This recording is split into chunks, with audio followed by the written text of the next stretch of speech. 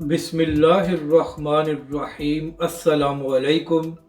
मैं हूं अली असगर और आप देख रहे हैं मेरा यूट्यूब चैनल।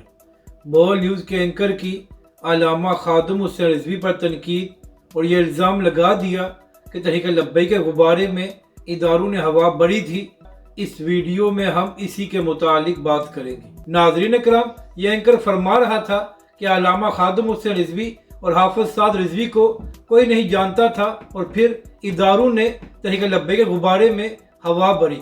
तो नूरुल आरिफीन साहब, बताना यह है कि मौजूदा दौर में जितना काम नमूस रिसालत और ख़त्म नबूवत के लिए अल्लामा खादिम हुसैन रिजवी और तहरीक लब्बैक पाकिस्तान ने किया है, इसकी मिसाल नहीं मिलती। नूरुल आरिफीन साहब, क्या आपने अल्लामा खादिम हुसैन रिजवी अलैहिर्रहमा का जनाजा नहीं देखा था, जहाँ पर लाखों लोग मौजूद थे? ये इस बात का सबूत है कि पाकिस्तान की अवाम और पूरी दुनिया के मुसलमान अल्लामा खादिम हुसैन रिजवी अलैहिर्रहमा से मोहब्बत करते हैं। और उसकी वजह यह है कि जो अल्लामा साहब ने ख़त्म नबूवत और नमूस रिसालत के लिए काम किया है। यही वजह है कि जिसकी भी हुकूमत हो, हमेशा तहरीक लब्बैक पाकिस्तान और उसके कायदीन ज़ेर आताब रहे हैं।